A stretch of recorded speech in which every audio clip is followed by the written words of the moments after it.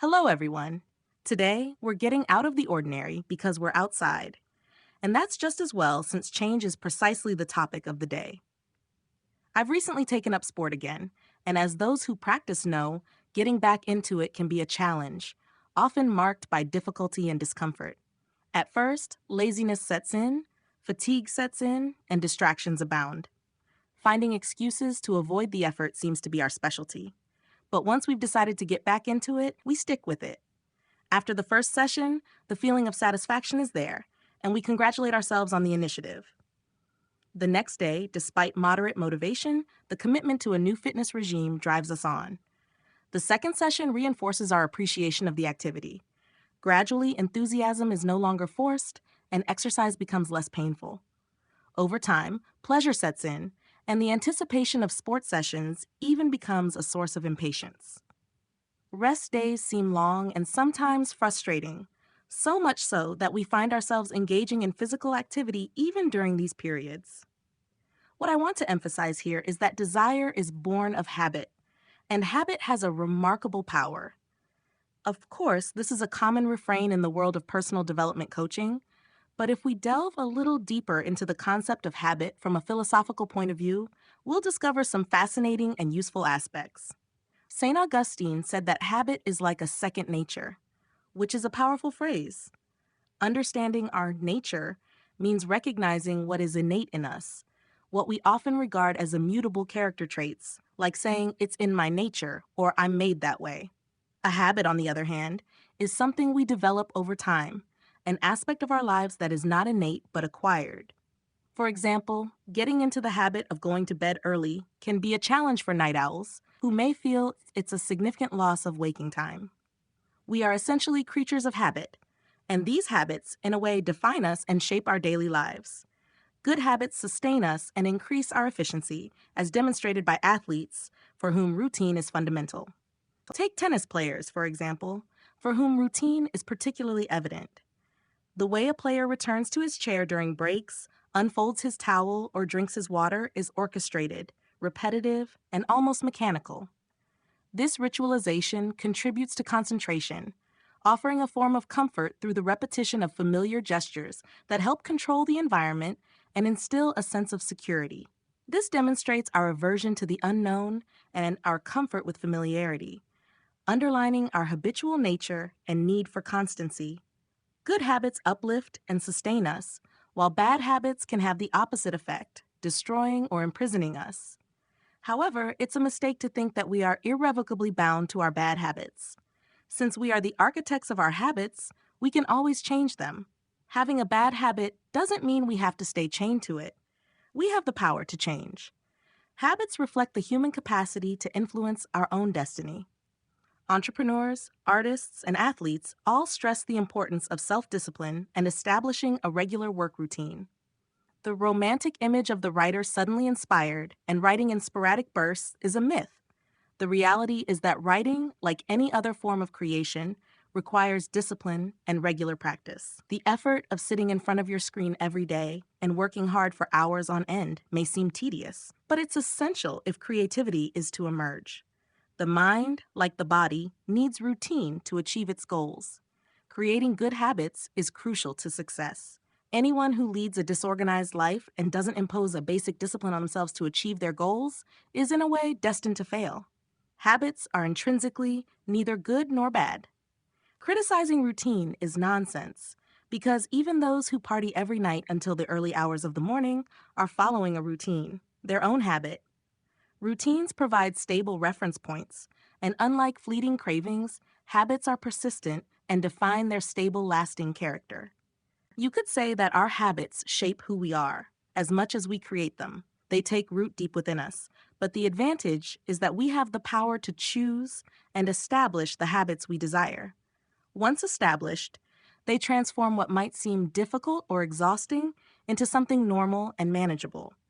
Often, what prevents us from succeeding or completing a task is not a lack of ability, but a lack of structured habits that support our efforts and goals. It's not so much the task itself that requires effort that holds us back, but rather our prior reluctance to make the effort. Our mental perception of effort is often what prevents us from achieving our goals. The mind plays a crucial role in managing our daily actions. It's common to hear that we need to give up bad habits, but in reality, one habit eliminated is usually replaced by another, as human beings intrinsically need routines. Rather than simply trying to eliminate bad habits, it's more effective to replace them with positive ones. Instead of saying we must stop smoking, we should consider taking care of our health, enjoying the flavors of food, and breathing freely. Turning a bad habit into a good one is a proactive step. When we lose a good habit, it's often because we've consciously chosen to let it dissolve in favor of a less good one. The brain responds more positively to encouragement or a positive goal than to constraint. Repeated use of the expression must do creates a pressure that can create a mental block, whatever the context, be it self-care, work, or success. The concept of have to imposes a weight on our shoulders, suggesting that it's essential to review our mental approach to foster a more positive, committed attitude towards our goals and habits. Authority, whether it comes from the superego, our loved ones, or social pressure, is an imperative that doesn't liberate. Replacing a bad habit with a good one allows the brain to align itself with our decisions, facilitating the adoption of new behaviors. The question is how to establish these good habits in a concrete way, bearing in mind that what is beneficial varies according to each person's goals and aspirations. Establishing good habits means taking action without overanalyzing. Establishing a discipline requires willpower, often associated with the ability to maintain demanding practices, like a sportsman who trains daily, or a writer who dedicates himself to writing for several hours at a time. Let's take the example of waking up in the morning to go to work. When it goes off, we automatically get up without questioning our desire or motivation. We get ready and go to work out of habit, knowing that we have to do it, just as we did the day before and as we will the day after. This action is not the result of reflection on desire or motivation, but of a well-established routine. This process is not an invitation to impose a self-imposed authoritarian regime, but rather to recognize the effectiveness of routine and discipline in carrying out our tasks and achieving our goals. Becoming your own boss means obeying your own rules, which Soto Panett refers to as the experience of autonomy. Autonomy means governing oneself according to one's own standards, as opposed to heteronomy, which implies following the rules of others. Of course, by going to work for an employer, we conform to a certain heteronomy, but this condition is often unavoidable, whether we have a boss, customers, or financial commitments. However, if we apply the discipline we practice at work to our own lives, we can experience a particular satisfaction: pride. This pride is not misplaced pride, but rather a personal recognition of work well done, of constructive effort that benefits us and that we are happy to share with others. After a sports session, for example, this pride manifests itself, almost as if our body were expressing its gratitude. Similarly, after devoting time and energy to a project, its completion generates a legitimate sense of pride, validating the efforts made. Conversely, in the event of failure or when things don't go according to plan, if we recognize our shortcomings, we may feel regret or a kind of guilt towards ourselves. This guilt is not moral or religious, but has an almost physical aspect, reflecting the awareness of a missed opportunity despite our potential, illustrating the power of habit in our lives. Habit exempts us from constant effort, transforming action into a more natural process, just as willpower grows stronger with regular practice. Take the example of driving a car. Starting off in first gear requires a strong impulse, but once the car gains speed and you shift into higher gears, less effort is required to maintain speed. It is this initial impulse that is the desire to form a good habit. Once this habit is integrated, it becomes like the cruising speed of a car in fifth gear, where there seems to be no effort, although the speed is maintained. The initial impulse in the human context is the desire to change, to improve some aspect of one's life, whether for health, efficiency at work, or social relationships. This desire provides the energy needed to initiate change. Having created the conditions conducive to change, the individual commits to a routine in which ongoing vigilance and control are required to persevere with this new pattern of behavior.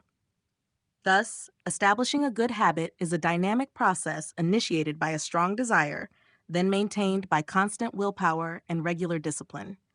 Persistence in a pattern of behavior is fueled by willpower, which in turn is reinforced by the successes engendered by good habits. These successes cultivate a sense of pride, becoming a source of energy to sustain willpower. We find that adopting new habits often coincides with the start of a new cycle, such as New Year's resolutions, a birthday, or the start of the new school year. Unconsciously, we associate habits with cycles, finding it easier to modify these habits with the change of cycle, offering a sensation of renewal and the possibility of starting off on a new footing. This perception is imbued with a mechanical and robotic vocabulary, reflecting the transformation within us by the habitual process, which is a form of mechanization. However, this mechanization is not dehumanizing. It recognizes our physical nature and our submission to the laws of matter. The physical world obeys regular laws, like the Earth's orbit. A sudden change in these orbital habits would cause chaos. Similarly, as physical beings, we are governed by time, gravity, and cycles, which makes it natural for us to conform to cyclical patterns. Borrowing mechanical characteristics can be useful, but it doesn't mean becoming robotic. Adopting habits means respecting the rules we've set for ourselves, a profoundly human process.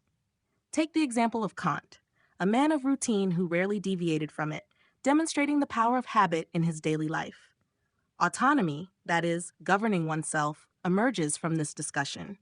Autonomy means escaping the slavery of ephemeral passions and capricious desires, which generate inner turmoil and agitation. A strong will, on the other hand, serves as a rudder, enabling us to sail with determination and not be at the mercy of emotional ups and downs. Imagine yourself as the captain of your own life, sailing through sometimes calm, sometimes stormy waters. It's not the sea that dictates your course, but the way you handle the helm. A clear vision and the ability to anticipate will help you adapt and resist potentially dangerous currents. Establishing good habits protects you from the risk of being swept away or submerged by these currents. Habits establish a cyclical relationship with life, giving meaning to daily actions, as each day prepares the next in a causal sequence. Although not everything is under our control, it's essential to act where we can have an influence. Changing habits begins with a decision, marking the end of reflection and the beginning of action. Implementing new practices requires patience, as results are revealed gradually. The benefits of good habits accumulate over time, becoming more apparent once the initial impetus is transformed into a steady rhythm, sustained by willpower and reinforced by personal satisfaction. In retrospect, old, harmful habits seem alien, illustrating the transformative power of positive routines. This dynamic illustrates the profound impact of habits on our existence, underlining the importance of choosing our daily routines wisely to cultivate a balanced and fulfilling life. Thank you very much.